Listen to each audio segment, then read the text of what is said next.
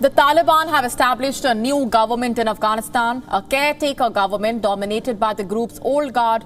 Let's start with the Prime Minister. A lot of names have been doing the rounds over the last few days, but the Taliban have named Mullah Hassan Akhund as the country's new Prime Minister. Very little information is available about him in the public domain. Hassan Akhund is said to be very close to the Emir Sheikh Habibatullah Akhundzada. Hassan is one of the founding members of the Taliban and the head of the Rehbari Shura, or the Leadership Council, for over 20 years. He also worked as a foreign minister under the Taliban rule during the 90s. Akhund has also been sanctioned by the United Nations. Akhund will have two deputies, including Mullah Baradar. Baradar co-founded the Taliban in Afghanistan. He was the popular choice for the Prime Minister. He had fled to Pakistan after the Taliban regime was overthrown in 2001.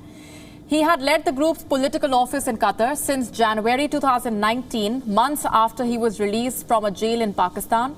Baradar headed the Taliban's political office in Doha. He has been the Taliban's most visible face in recent years, representing the Taliban in negotiations with the United States during the peace talks. The second Deputy Prime Minister is Mullah Abdul Salam Hanfi. The next is another member related to the old guard, Muhammad Yaqub. There are no photographs available of him yet. He is the 33-year-old son of Mullah Omar. He has been named the Defense Minister.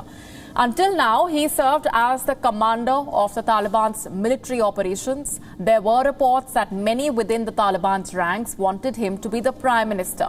But the top leaders felt that he was young and lacked experience.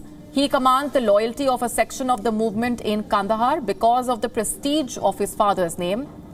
The Taliban have also appointed a Minister of Justice, Abdul Hakim Ishaqzai, a founding member of the Taliban and a close associate of its slain leader, Mullah Mohammad Omar. He also served as the chairman of the Taliban's negotiation team in Qatar. Another controversial name has been put out as the Interior Minister, Sirajuddin Haqqani, a United Nations designated terrorist and the mastermind of several terror attacks globally. He currently heads the Haqqani Network, the most powerful and feared terror outfit in Afghanistan. Amir Khan Muttaqi has been appointed as the Foreign Minister. He was part of the Taliban's negotiation team in Qatar and served as the Information Minister during their previous regime. Serving as a Deputy Foreign Minister to Muttaqi will be Sher Mohammad Abbas Stanekzai. He was serving as the head of the Taliban's political office in Doha. Stanekzai was once a cadet at the prestigious Indian Military Academy in Dehradun. This was during the 70s when India was involved in training Afghan army officials. But after the Soviet-Afghan war ended, Stanekzai left the Afghan army. He took a radical turn and joined the Taliban in 1996. Stanekzai will now serve as the Deputy Foreign Minister. Khairullah Khairkhwah has been named the Information Minister. After 9/11, he was held at the Guantanamo Bay detainment camp in Cuba and was released in 2014 in return for a U.S. Marine. Serving as a deputy to him is Zabihullah Mujahid. He has long served as the spokesperson of the Taliban. For years now, Zabihullah has operated in the shadows, only a voice on the end of the phone for many journalists. No photograph of him existed until he gave his first press conference last month. Another name on the list is Mullah Hidayat Badri, who will serve as the Taliban's finance minister. He is another obscure character. There is absolutely no information available about his credentials. It is still not clear what role in the government would be played by Mullah Habibatullah Akhundzada. Nothing has been seen or heard about him in public ever since the fall of Kabul.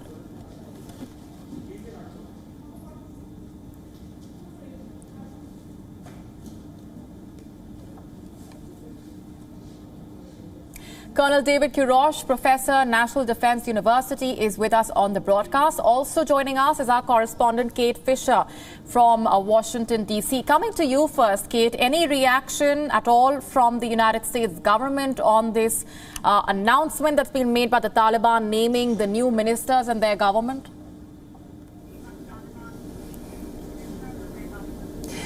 Well, President Joe Biden is touring New Jersey and New York at the moment, looking at the devastation left by Hurricane Ida. But on the plane journey there, his press secretary, Jen Psaki, did respond to reporters who were asking for the reaction. She said, that there is no rush for the Biden administration to recognise this new Taliban government, and that any recognition would be dependent on whether they kept to commitments they have made to the international community. So she says the world will be watching as to whether they allow American citizens and anyone else who wants to leave the country to do so, and how they treat women and girls going forward. And already yesterday, Monday, President Joe Biden, when asked in advance of this announcement what he would say, he said, you know, it's a long way off before we recognise this new Taliban government. What do you make of that, Professor Roche? On one hand, the United States says it's a long way off before they recognize the Taliban government, the Taliban regime. On the other hand, they've been engaging with them all this while. How does the United States justify what it's saying at this point? Because it is clearly contradictory. It's a confusing stance that they are taking. Well, good question. So, you know, part of being a superpower means that you have multiple interests in multiple spheres, and sometimes those conflict with each other. So this sort of thing is not unheard of. You know, the United States has engaged with many countries that it does not formally recognize. Taiwan has a de facto embassy here in Washington, even though we don't recognize them. So, you know, it's the exigency. There are a lot of things going on that it's in our interest to deal with that do not require us to recognize the Taliban government. So the first is evacuation of American citizens. The second will be humanitarian and famine relief. And then I think there will be engagement, even if it's just to say we're unhappy with this, about the status of civil rights within Afghanistan and, you know, the very nature of the Taliban rule. So at first glance, it seems a little odd, but it's not at all unusual, and it's well within the pattern of how most countries operate. Right. Do you feel like there is no option for the United States going the way forward but to recognize the Taliban as the rulers of Afghanistan, if nothing else, because in a few days from now, they will be establishing their government. There will be a ceremony that will be conducted. Leaders from different countries have already been invited. Invitations have been sent out to several countries for that ceremony as well. Yeah, that's a good question. But honestly, no, there's no rush. I think President Biden's striking exactly the right tone here, which is, you know, you show us you can behave like a government, and then we'll talk about recognizing it. There's a difference between an armed faction that seizes control of a capital and a nation and a recognized government. We managed to go for over 30 years before we recognized the Chinese Communist Party's government in China. Afghanistan is, in the grand scheme of things, a pretty insignificant, unimportant country on the other end of the world. I don't think there needs to be a rush. I think what we need to do is enunciate what we expect from this government, and then follow what they do, and then we can talk about recognition very, very far down the road. Right, so they have to show that they are a government. They have to behave like they are in charge and that they are involved in governing Afghanistan. How exactly would that happen? Well, they're showing they're in charge by breaking up women's rights marchers with gunfire. There's a difference between being in charge and then holding to the internationally recognized norms of behavior for a government. So, you know, Burma is a government that most countries in the world have decided is an outlaw state. You know, the Taliban can be that. You know, last time they were in power, they were recognized as a government by 3 countries. Now there's significantly more countries that see it in their interest to accommodate the Taliban, either to try to keep them from exporting their system overseas, or to just stick a thumb in the eye of the United States. But it's going to be based on the behavior of the Taliban. Their mediagenic spokespeople have been saying the right things. We're looking at their actions. So far, the record is mixed, and it's going to be a while. We're not in a hurry. Right. I'll just come back to you, Professor Kate. We also have been closely monitoring this tour that's been undertaken by the U.S. Secretary of State Antony Blinken. He's visiting Qatar. The aim, as we understand, is to put together an alliance of allies to oppose or to try and tackle the Taliban's questionable actions. What more do we know on that front?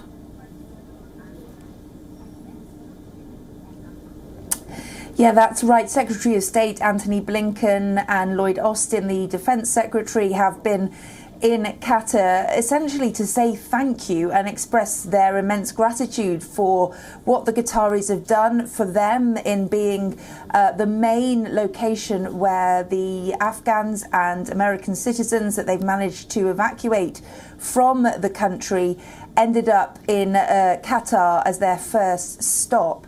And without their help, they simply would not have been able to evacuate the numbers that they did. So this is, they wanted to thank them, but they also need their help even more going forward, because of course now they have no military or diplomatic presence in Afghanistan, and they have promised to repatriate the remaining American citizens who are in the country, and also those Afghans that helped the US during the time of that 20-year conflict that's now ended. They've promised to help get them out. Clearly now they have a lot less ability to do that, so they need their allies like the Qataris to help them to do so, because they do have personnel on the ground, particularly in places like the Kabul airport. The Qataris there have been helping to try to get, for example, some radio communications in place so that some flights can start coming in and taking off. Right, leaving it there for the moment. Kate, thanks very much for those inputs. Coming back to you, Professor Roche, we also have been decoding the key takeaways from that press conference that was held by the Taliban. Apart from naming the ministers, they also rejected the reports that have been coming in of Pakistan helping the Taliban in Panjshir province. Today itself, we saw people gathering in the capital protesting against the Taliban and slamming Pakistan for interfering in Afghanistan. What do you make of the developments that have panned out over the last few hours, specifically when it comes to these protests and then the rejection by the Taliban of Pakistan's interference in Afghanistan? Well, we don't really know what's happened in the Panjshir, and it's been a 20-year question as to how involved Pakistan is with the Taliban. It's clear that there are some people within Pakistan who support it, and there are others who don't. I would point out, though, that there was a report of a large explosion just north of Quetta that apparently was Taliban inflicted. Look, the Taliban, at its heart, they view the Afghan government that existed before as apostate, and they view the Pakistan government as apostate. They might have been willing to accept support from some within it, but once governing gets hard in Afghanistan, and it will get hard very quickly, organizations like this tend to revert to what they do best. And for the Taliban, that's fight. So, those who think that the Taliban in Afghanistan in power is a great victory for Pakistan, I think they're going to have time to regret that. The Pakistani government, has many of the same ills that plagued the Afghan government. It has a much better educated population, better infrastructure, and a coherent army. But corruption and a differing view of the requirements of being an Islamic state from the Taliban, those are similar to Afghanistan, and I think that this conflict will spill over. Right. Professor, no woman has been named as a part of the cabinet. At the same time, the Taliban say they will be looking into the issue of women's rights. That's what they've said towards the end of their press briefing today. World leaders have been saying for weeks now that the Taliban should be judged by their actions and not their words. But today, the naming of the ministers, the Prime Minister being on the UN terror list, and no woman being named as a part of the cabinet, these are enough indicators, would you not say, of why the Taliban has left many to believe that there is not a lot that has changed this time around? Is that to me? Yes, go ahead.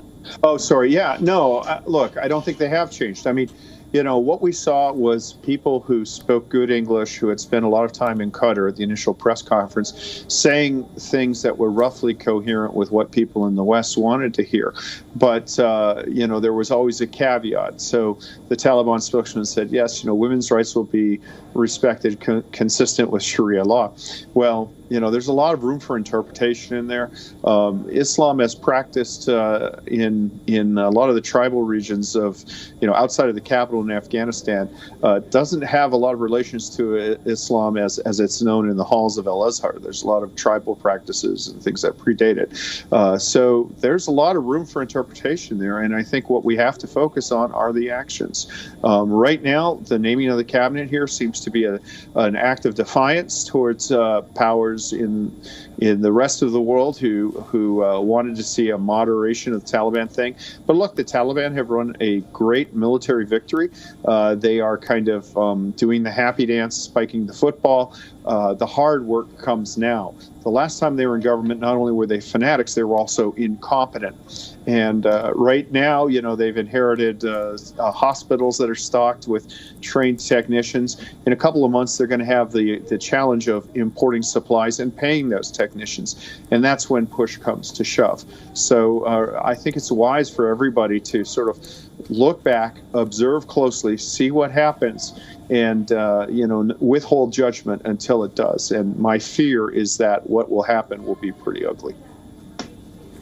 On that note, leaving it there, Professor, thanks very much for joining us with those perspectives. WION now available in your country. Download the app now. Get all the news on the move.